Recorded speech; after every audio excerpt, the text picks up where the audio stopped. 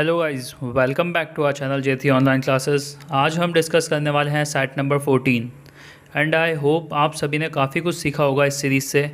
अगर ये आपका मेरे साथ फर्स्ट इंटरेक्शन है तो पिछले वीडियोस को आप प्लेलिस्ट में जाकर देख सकते हैं। तो चलिए शुरू करते हैं फर्स्ट क्वेश्चन से।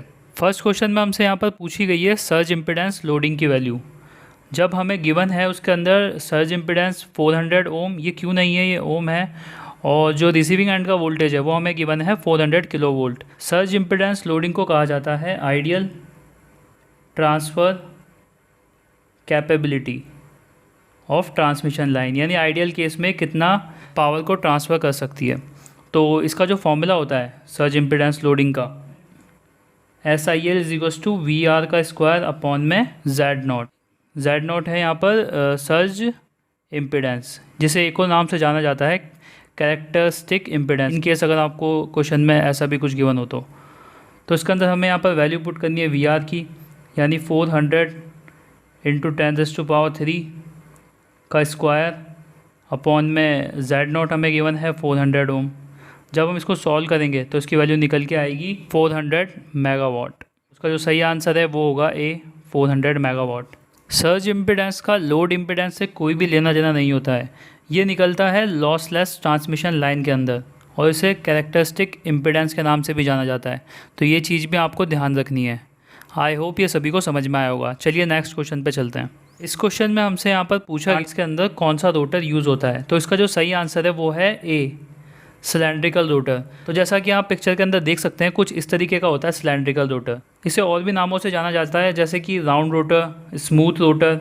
अब इसके अंदर कोई प्रोजेक्शंस तो होते नहीं हैं, तो इसकी जो एक्सियल लेंथ होती है वो होती है ज़्यादा, एक्सियल लेंथ, यानी कि वह लंबाई में ज़्यादा होता है, और इसका जो डायमीटर होता है वो होता है कम। अब इन दो कारणों की वजह से इसको हाई स्पीड ऑपरेशंस के अंदर यूज़ किया जाता है, और इसका जो एयर गैप होता है वो भी यूनिफॉर्म होता है। तो ये चीज़ भी इसे हाई स्पीड ऑपरेशन में काम करने के अंदर हेल्प करती है। तो इसका जो यूज़ किया जाता है वो यूज़ किया जाता है थर्मल के अलावा न्यूक्लियर पावर प्लांट्स में भी यूज़ किया जाता है। इसके अंदर जनरली आपको 2 पोल्स ही मिलेंगे और मैक्सिमम 4 पोल्स हो सकते हैं। सैलिएंट पोल रोटर का हम यूज़ करते हैं हाइड्रो पावर प्लांट्स के अंदर। तो आई होप ये सभी को क्लियर हुआ होगा। Moving to the next question. इस क्वेश्चन के अंदर हमसे यहाँ पर पूछी गई है वैल्यू ऑफ K। जब हमें यूनिटी फीडबैक सिस्टम के अंदर GS की वैल्यू गिवन है K अपॉन में S+4, और जो डैम्पिंग रेशियो है, डैम्पिंग रेशियो मतलब जीटा की वैल्यू कितनी गिवन है 0.5। अब जब हम इसकी कैरेक्टरिस्टिक इक्वेशन निकालेंगे, यानी कि 1 + GS/HS = 0, जब इसकी वैल्यू हम निकालेंगे यहाँ पर लिखेंगे हम 1, GS की वैल्यू हमें गिवन है K अपॉन में S+4। जैसा कि हमें क्वेश्चन में गिवन है फीडबैक की वैल्यू है 1, तो इसको हम ऐसे कि ऐसे यहाँ पर मल्टीप्लाई कर देंगे 1 से। और जब हम इसे आगे सॉल्व करेंगे तो इसकी जो कैरेक्टरिस्टिक इक्वेशन निकल के आएगी वो निकल के आएगी S² + 4S + K = 0। अब आप सभी ने सेकेंड ऑर्डर इक्वेशन पढ़ी होगी, अगर नहीं भी पढ़ी है तो वो होती है S² + 2 zeta omega n S + omega n का स्क्वायर। यहाँ पर ओमेगा n क्या है, नेचुरल फ्रीक्वेंसी ऑफ ऑसिलेशन। अब जब हम इससे यहाँ पर कंपेयर करेंगे तो हमारी 2 वैल्यू निकल के आएगी। एक तो ओमेगा n की वैल्यू निकल के आएगी, वो बराबर हो जाएगी √K के, जब हम इसको यहाँ पर कंपेयर करेंगे। और दूसरी जो निकल के आएगी वो निकल के आएगी 2 zeta ओमेगा n की वैल्यू निकल के आएगी 4। अब जब हम इसके अंदर वैल्यू पुट करेंगे जीटा की, जो हमें गिवन थी 0.5, तो यहाँ से हमें ओमेगा n की वैल्यू निकल कर आ जाएगी, यानी कि ओमेगा n = हो जाएगा 4 अपॉन में 2 × 0.5। तो इसकी वैल्यू निकल के आएगी यहाँ पर 4। अब जो ये ओमेगा n की वैल्यू निकल के आई है उसको हमारे को इस इक्वेशन के अंदर पुट करना है।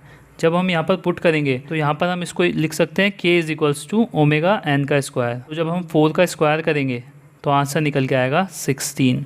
तो इसका जो सही आंसर होगा वो होगा C, 16। आई होप सभी को ये समझ में आया होगा। Okay, now moving to the next question. आपको इसी तरीके के क्वेश्चन आने वाले RSCB एग्ज़ाम में देखने को मिलेंगे, तो आपने अगर पिछले वीडियोस नहीं देखे हैं तो आप उन्हें भी देख लीजिएगा। मैंने इसी तरीके से पिछले वीडियोस में भी सभी क्वेश्चंस को अच्छी तरीके से समझाया है। तो इस क्वेश्चन के अंदर हमसे यहाँ पर पूछा गया है कि जब भी हम पोल को ऐड करते हैं किसी भी सिस्टम ट्रांसफ़र फंक्शन के अंदर, तो उस केस में वो कौन से कंपनसेटर को रिप्रेजेंट करता है। तो कंपनसेटर हम कंट्रोल सिस्टम के अंदर यूज़ करते हैं transient and steady state characteristics को इम्प्रूव करने के लिए। अब इसके अंदर जब भी हम ज़ीरो को ऐड करेंगे तो जो कंपनसेटर रिप्रेजेंट होगा वो होगा लीड कंपनसेटर, जबकि पोल जब भी ऐड होगा तो उस टाइम पे जो रिप्रेजेंट होगा वो होगा लैग कंपनसेटर। ये एक डेरिवेशन के थ्रू दिखाया जाता है जिसके अंदर पहले पोल्स ऐड करके उसको अच्छी तरीके से डिराइव करा जाता है। तो ये चीज़ मैं आपको आने वाले सेशंस के अंदर कराऊंगा। तो अभी तो आपको सिर्फ ये याद रखना है इसका, या फिर आप स्क्रीनशॉट भी ले सकते हो। तो इसका जो सही आंसर है वो होगा B, lag compensator. Okay then next question. इस क्वेश्चन के अंदर हमसे यहाँ पर पूछा गया है कि GTO can be turn on by applying, यानी कि GTO को टर्न ऑन करने के लिए हमें कौन से सिग्नल को अप्लाई करना होता है। तो इसका जो सही आंसर है वो होगा पॉजिटिव गेट सिग्नल। आपको GTO के अंदर दो चीज़ें याद रखनी है। एक तो ये कि एक 4 लेयर डिवाइस होती है, दूसरी चीज़ ये याद रखनी है कि ये एक 3 जंक्शन डिवाइस होती है। अब इसके अंदर होता क्या है कि हम गेट सिग्नल को प्रोवाइड करके इसको टर्न ऑन कर सकते हैं, और मेन जो चीज़ है वो ये है कि हम इस गेट सिग्नल को जब भी हटाएंगे तो ये टर्न ऑफ भी हो जाएगा। और SCR के केस में ऐसा नहीं होता था। SCR के केस में हम सिर्फ गेट सिग्नल को अप्लाई करके उसे ऑन कर सकते हैं, जबकि गेट सिग्नल को हटाने पे वो ऑफ़ नहीं होता, इसीलिए वो सेमी कंट्रोल डिवाइस है। तो आई होप आप सभी को ये समझ में आया होगा। Okay then next question. इस क्वेश्चन के अंदर हमसे यहाँ पर पूछा गया है कि कौन सी given modern power semiconductor device है जो जिसके अंदर BJT और MOSFET दोनों की कैरेक्टरिस्टिक्स पाई जाती है। जो इसका जो सही आंसर है वो है IGBT। IGBT के अंदर हाई इनपुट इम्पिडेंस होता है MOSFET की तरह, और ऑन स्टेट पावर लॉसेस होते हैं, ऑन स्टेट पावर लॉसेस होते हैं BJT की तरह। तो इसलिए इन दोनों का एक कॉम्बिनेशन है। आई होप सभी को क्लियर हुआ होगा। Okay then next question. इसमें हमसे यहाँ पर पूछा गया है कि पावर स्टेशन के केस में cost of generation of power reduce होती है।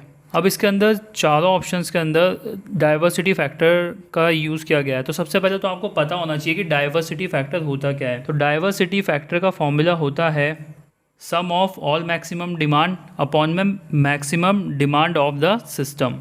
तो जो लोड फैक्टर होता है वो इक्वल्स टू होता है एवरेज लोड अपॉन में पीक लोड। अब अगर हम डाइवर्सिटी फैक्टर की अगर वैल्यू को बढ़ाएंगे तो उस केस में जो हमारी मैक्सिमम डिमांड है सिस्टम की वो कम हो जाएगी। अब जब मैक्सिमम डिमांड कम हो जाएगी तो पावर प्लांट जो ऑपरेट कर रहा है वो हाई लोड फैक्टर के ऊपर ऑपरेट करेगा, क्योंकि उस केस में उसकी पीक लोड भी तो कम हो जाएगा। इसमें फिर क्या होगा कि उसको जो रिज़र्व कैपेसिटी रखनी पड़ेगी वो भी उसे कम रखनी पड़ेगी, और जब रिज़र्व कैपेसिटी कम रखनी पड़ेगी तो उसकी कैपिटल कॉस्ट कम हो जाएगी, और कैपिटल कॉस्ट कम होने के कारण कॉस्ट ऑफ जनरेशन भी कम हो जाएगी। तो इसलिए जो इसका सही आंसर होगा वो होगा B, both diversity factor and load factor increases. तो आई होप आप सभी को समझ में आया होगा। Then moving to the next question.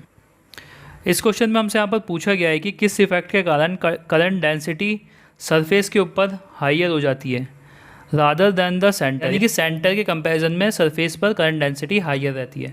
तो इसका जो सही आंसर है वो है सी, स्किन इफेक्ट। स्किन इफेक्ट के कारण जो सरफेस होते हैं कंडक्टर की उसके ऊपर करंट का एक्यूमुलेशन ज़्यादा हो जाता है, और स्किन इफेक्ट की वजह से जो फ्लोइंग पाथ होता है करंट का जो फ्लोइंग पाथ होता है वो डिक्रीज़ हो जाता है। तो आई होप सभी को ये समझ में आया होगा। Okay, moving to the next question.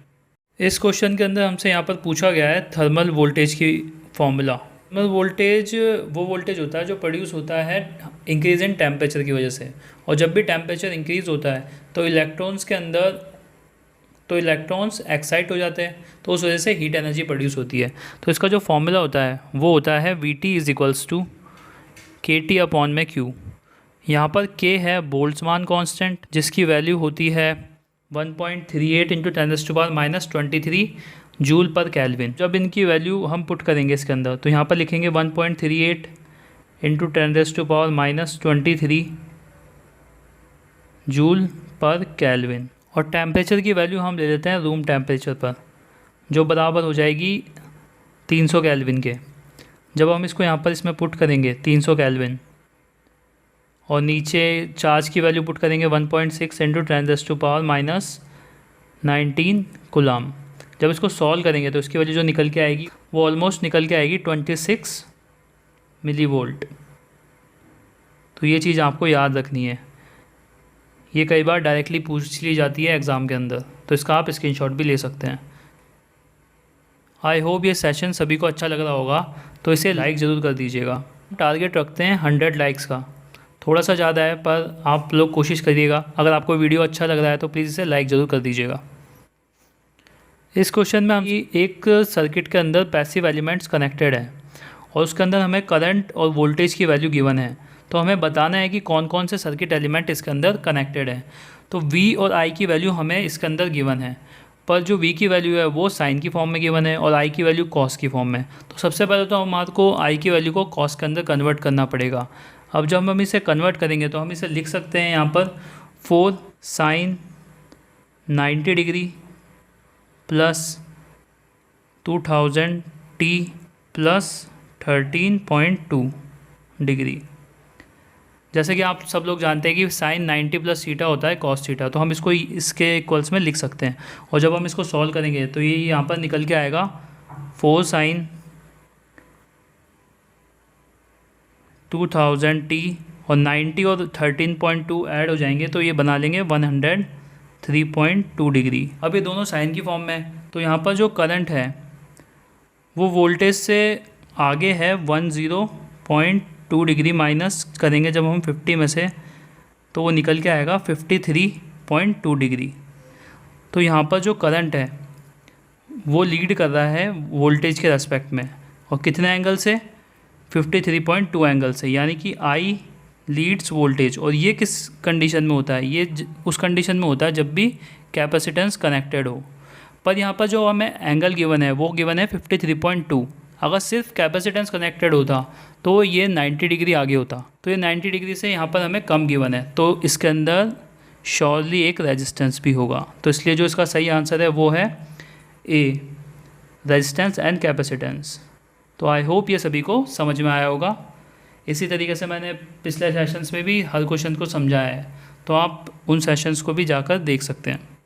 इस क्वेश्चन के अंदर हमसे यहाँ पर पूछी गई है सिनुसॉइडल अल्टरनेटिंग करंट का फॉर्म फैक्टर।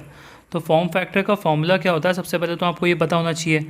फॉर्म फैक्टर का फॉर्मूला होता है, करंट के केस में हम जब लेंगे तो वो निकल के आएगा IRMS अपॉन में I एवरेज। यानी कि सबसे पहले तो आपको पता होना चाहिए IRMS और I एवरेज की वैल्यू। तो सिनुसॉइडल के केस में IRMS की जो वैल्यू होती है वो IRMS बराबर होता है I0 बाय √2, जबकि I एवरेज का जो फॉर्मूला होता है वो होता है 2I0 अपॉन में पाई। यहाँ पर फॉर्म फैक्टर के फॉर्मूले में पुट करेंगे तो ये निकल के आएगा I0 अपॉन में √2 अपॉन में 2I0 बाय पाई। जब इसको सॉल्व करेंगे तो ये निकल के आएगा 1.11। तो इसलिए जो इसका सही आंसर होगा वो होगा C, 1.11। आई होप ये सभी को समझ में आया होगा। Okay, then moving to the next question. इस क्वेश्चन के अंदर हमसे यहाँ पर बोला गया है कि एक रजिस्टर के थ्रू करंट फ्लो कर रहा है, और जो रजिस्टर के थ्रू करंट फ्लो कर रहा है उसकी वेवफॉर्म हमें यहाँ पर गिवन है। अब जब हम इसे मेज़र करेंगे मूविंग कॉइल एमीटर की मदद से, तो इसके अंदर कितना करंट निकल के आएगा? तो जो मूविंग कॉइल एमीटर मेज़र करता है हमेशा एवरेज वैल्यू, और जैसा कि आप वेव फॉर्म के अंदर देख सकते हैं ये एक हाफ वेव रेक्टिफायर की वेव फॉर्म है, और हाफ वेव रेक्टिफायर के अंदर जो एवरेज वैल्यू होती है वो निकल के आती है I0, यानी कि I मैक्सिमम अपॉन में पाई। अब जो इसके अंदर I0 की वैल्यू है वो यहाँ पर हमें गिवन है 5 एम्पियर, तो हमें यहाँ पर सिंपली 5 पुट करना है अपॉन में पाई। जो आंसर है वो होगा C, 5 अपॉन में पाई। ये यहाँ पर n नहीं पाई है। तो आई होप सभी को समझ में आया होगा। Okay, then next question. इस क्वेश्चन के अंदर हमसे यहाँ पर बोला गया है कि जब दो सिनुसॉइडल सिग्नल्स को जिनकी फ्रीक्वेंसी सेम है, यानी कि f सेम है और एम्पलीट्यूड और फेज़ डिफरेंस अलग अलग है, अब जब हम उन दोनों को ऐड करेंगे तो उस केस में जो रिजल्टेंट वेव आएगी उसकी फ्रीक्वेंसी कैसी रहेगी? तो इसका जो सही आंसर है वो है ए, यानी कि उसकी जो फ्रीक्वेंसी रहेगी वो तो सेम रहेगी, पर जो उसका एम्पलीट्यूड होगा वो चेंज हो जाएगा। ये हमें गिवन नहीं है ऑप्शन के अंदर, पर मैं आपको बता रहा हूँ कि उसका एम्पलीट्यूड चेंज हो जाएगा और वो डिपेंड करेगा फेज़ एंगल पे। तो आपको ये चीज़ भी याद रखनी है। आई होप ये सभी को समझ में आया होगा। Okay then, moving to the next question. इस क्वेश्चन के अंदर हमसे बोला गया है कि एक बॉयलर है, उसको हमने स्विच ऑन किया एसी सप्लाई पावर की मदद से। अप्लाई था 230 वोल्ट और 50 हर्ट्ज़ की फ्रीक्वेंसी। तो इसके अंदर हमसे पूछी गई है इंस्टेंटेनियस पावर की फ्रीक्वेंसी, वो जो कंज्यूम करेगा। तो इसका आंसर वैसे तो सीधे सीधे सी होगा, यानी 100 हर्ट्ज़, क्योंकि इंस्टेंटेनियस पावर के अंदर जो फ्रीक्वेंसी होती है वो सिर्फ सप्लाई फ्रीक्वेंसी की डबल होती है। आई होप आप में से कई लोगों को इसका प्रूफ भी जानना होगा, तो मैं एक बार इसे प्रूफ करके भी बता ही देता हूँ। जैसे मान लीजिए ये एक सर्किट है, इसके अंदर जो वी टी की वैल्यू गिवन है वो गिवन है V M cos omega T. Instantaneous power का फॉर्मूला जो होता है वो होता है V T dot I T. अब हम जब यहाँ पर इन दोनों की वैल्यू पुट करेंगे और जब हम इसे आगे लिखेंगे एंगल की फॉर्म में, जब हम इसे लिखना चाहेंगे तो ये निकल के आएगा V M cos omega T. यहाँ पर ये हो जाएगा वी एम अपॉन में z का मैग्नीट्यूड, और ऊपर जब z का एंगल जाएगा तो वो माइनस हो जाएगा, तो यहाँ पर हो जाएगा cos omega T minus angle of z। अब यहाँ पर z क्या है, वो है इम्पिडेंस, और उसे हम शो कर सकते हैं यहाँ पे इक्वल्स टू मैग्नीट्यूड z और एंगल z, लिख सकते हैं z एंगल फाई। तो यहाँ पर निकल के आएगा V M cos omega T into I M, V by Z I M हो जाएगा, और यहाँ पर हो जाएगा cos omega T minus phi. और इसको जब सॉल्व करेंगे तो एट लास्ट निकल के आएगा V M upon I M by 2। जब इसे प्रॉपरली पूरा सॉल्व कर लेंगे, cos 2 omega T minus phi plus cos phi. तो जैसा कि आप इसके अंदर देख सकते हैं, ये यहाँ पर माइनस है कि जो फ्रीक्वेंसी आई है इंस्टेंटेनियस पावर की वो डबल है सप्लाई फ्रीक्वेंसी की, जो यहाँ पर गिवन थी हमें ओमेगा। तो इसलिए जो इसका सही आंसर है वो होगा 100 हर्ट्ज़, जैसा कि मैंने आपको क्वेश्चन के अंदर बताया था यहाँ पर। तो आई होप ये सभी को समझ में आया होगा, तो आप इसका स्क्रीनशॉट भी ले सकते हैं। Okay then, moving to the next question. इस क्वेश्चन के अंदर हमसे यहाँ पर पूछी गई है रिएक्टिव पावर की यूनिट। तो इसका जो सही आंसर है वो है VAR। इसके अलावा आपको और चीज़ों की वैल्यू पता होनी चाहिए, जैसे VA होती है एपरेंट पावर की, और जो वॉट होती है वो होती है एक्टिव पावर की, और यहाँ पर जो ओम होती है वो तो आप सभी को पता ही होगा रेजिस्टेंस की। Okay then, moving to the next question. इस क्वेश्चन में हमसे यहाँ पर पूछा गया है 120 ओम रजिस्टर के अंदर करंट की वैल्यू। तो इस फिगर को जब हम सॉल्व करेंगे तो हम इसके अंदर लगाएंगे KCL इस नोड पे। जब इस नोड पे हम KCL लगाएंगे तो 25/7 एम्पियर करंट इस नोड पे आ रहा है, तो उसे हम यहाँ पर लिख लेंगे 25/7। और जो 4/7 एम्पियर करंट है वो इस नोड से जा रहा है, तो इक्वल्स में उसको लिख लेंगे 4/7। और जो यहाँ पर इस 120 ओम के अंदर हमें करंट की वैल्यू निकालनी है, तो उसे हम यहाँ पर सपोज कर लेते हैं I, तो उसे भी यहाँ पर I लिख लेंगे। तो जब हम इसे सॉल्व करेंगे यहाँ पर, तो I इज इक्वल्स टू लिखेंगे 25/7 माइनस 4/7। तो जब इसको सॉल्व करेंगे तो ये निकल के आएगा 21/7। तो इसका जो सही आंसर होगा वो होगा 3 एम्पियर, यानी कि C। आई होप सभी को समझ में आया होगा। Moving to the next question. अगर आपको ये वीडियो अच्छा लग रहा है तो प्लीज़ इसे लाइक ज़रूर कर दीजिएगा। इस क्वेश्चन में हमसे यहाँ पर पूछा गया है कि जो स्लज फॉर्मेशन होती है ट्रांसफार्मर ऑयल के अंदर, वो इनमें से किन कारणों की वजह से प्रोड्यूस होती है। ट्रांसफार्मर ऑयल एक मिनरल बेस्ड ऑयल है और ये कॉमनली यूज़ किया जाता है इसकी केमिकल प्रॉपर्टीज़ और डाइलेक्ट्रिक स्ट्रेंथ को लेकर। रेगुलेशन एंड कूलिंग प्रॉपर्टीज़ जो होती है वो अफेक्ट करती है क्वालिटी ऑफ ऑयल को लेकर। अगर क्वालिटी ऑफ ऑयल रिड्यूस हो जाएगी तो उसकी वजह से क्या होगा, इसके अंदर 2 चीज़ें होंगी। पहला जो होगा वो होगा ऑक्सीडेशन, और जो दूसरा होगा वो होगा कॉन्टेमिनेशन। अब इन 2 चीज़ों को मैं आपको समझाता हूँ। कॉन्टेमिनेशन का यहाँ पर कहने का क्या मतलब है कि आउटर पार्टिकल इसके अंदर ऐड हो जाते हैं। जिसकी वजह से इसकी जो इंसुलेशन प्रॉपर्टी है वो यहाँ पर घट जाती है। जबकि ऑक्सीडेशन के अंदर क्या होता है कि जब भी ऑक्सीडेशन होता है ऑयल का तो उसके अंदर क्या प्रोड्यूस होता है, कार्बोक्सिलिक एसिड, और ये कार्बोक्सिलिक एसिड प्रोड्यूस होता है ऑक्सीजन के साथ रिएक्ट होने की वजह से, और ये एसिड स्लज के फॉर्म में ट्रांसफार्मर ऑयल के अंदर जमा हो जाता है जैसे ही उसका हीट डिसिपेशन होता है ट्रांसफार्मर ऑयल का। यानी कि जब ट्रांसफार्मर ऑयल गर्म होता है ना, तो उस केस में ये जो कार्बोक्सिलिक एसिड होता है ये स्लज के रूप में जम जाता है। यहाँ पर स्लज कहने का क्या मतलब है कि डर्ट के फॉर्म में, सॉलिड डर्ट। जो इसका सही आंसर होगा वो होगा D, oxidation of the transformer. I hope आपको इसकी पूरी थ्योरी समझ में आई होगी, तो आप इसका स्क्रीनशॉट ले लीजिए आगे याद रखने के लिए। आरएससीबी के अंदर इसी टाइप के कुछ थ्योरेटिकल क्वेश्चंस पूछे जाएंगे आपसे। न्यूमेरिकल इतने ज़्यादा आने के चांसेस हैं नहीं, तो थ्योरेटिकल कॉन्सेप्ट्स आपके बिल्कुल अच्छी तरह क्लियर होने चाहिए। Okay then, moving to the next question. इस क्वेश्चन के अंदर हमसे यहाँ पर पूछा गया है कि जो रोटामीटर यूज़ किया जाता है वो किस चीज़ को मेज़र करने के लिए यूज़ किया जाता है। तो इसका जो सही आंसर है वो है फ़्लो। फ़्लो कहने का क्या मतलब है कि flow of liquid and gases. इसी के साथ आपको बाकी की बची दो चीज़ भी पता होनी चाहिए। जो विस्कोसिटी को मेज़र करने के लिए इंस्ट्रूमेंट यूज़ किया जाता है उसका नाम होता है विस्कोमीटर, जबकि स्पेसिफिक ग्रेविटी को जो मेज़र किया जाता है उसमें जो इंस्ट्रूमेंट यूज़ होता है वो होता है हाइड्रोमीटर। ये चीज़ें भी आपको याद रखनी है। Okay then, next question.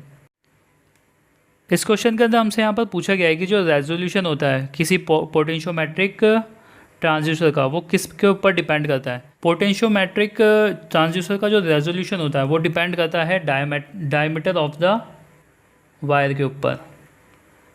अब ऐसा मैं क्यों कह रहा हूँ, क्योंकि जो पोटेंशियोमीटर होता है उसका हाई रेजोल्यूशन आता है उसके रेजिस्टेंस की वजह से, और जो हाई रेजिस्टेंस की वैल्यू होती है वो हम अचीव कर सकते हैं उसकी थिकनेस को बढ़ाकर, ना कि लेंथ। तो इसलिए जो इसका सही आंसर होगा वो होगा A, diameter of the wire. I hope ये सभी को समझ में आया होगा। अगर फिर भी आपका कोई डाउट रह जाता है तो उसे आप कमेंट सेक्शन के अंदर पूछ सकते हैं। Okay then, moving to the next question. इस क्वेश्चन के अंदर हमसे यहाँ पर पूछा गया है कि जो 3 पॉइंट स्टार्टर यूज़ किया जाता है डीसी मोटर्स के अंदर, तो वो कौन सी मोटर के अंदर यूज़ किया जाता है। तो इसका जो सही आंसर है वो है shunt as well as compound.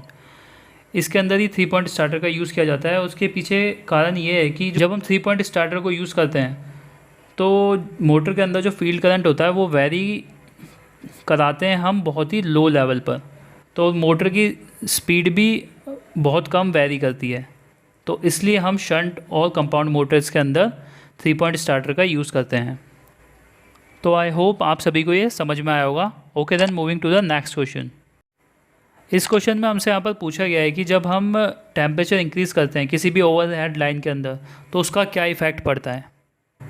सभी मेटेलिक बॉडीज़ के अंदर जब भी टेम्परेचर राइज़ होता है तो उस वजह से जो कंडक्टर है वो इंक्रीज़ होती है।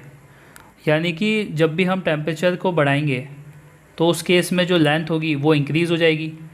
अब जब लेंथ इंक्रीज़ हो जाएगी तो जैसे मान लीजिए आपकी ट्रांसमिशन लाइन है, पर जब जैसे टेम्परेचर इंक्रीज़ होगा तो ट्रांसमिशन लाइन थोड़ी सी झूलेगी, और जो ये गैप है, जो ये बनता है गैप, इसे कहा जाता है सैग। तो यानी कि जब लेंथ बढ़ेगी तो सैग की वैल्यू बढ़ जाएगी, और सैग इन्वर्सली प्रोपोर्शनल चलता है टेंशन के, तो टेंशन की वैल्यू हो जाएगी डिक्रीज़। तो इसलिए जो इसका सही आंसर होगा वो होगा A, increase in sag and decrease in tension. I hope ये सभी को समझ में आया होगा। If you have any doubt then you can ask in the comment section. Okay then, moving to the next question.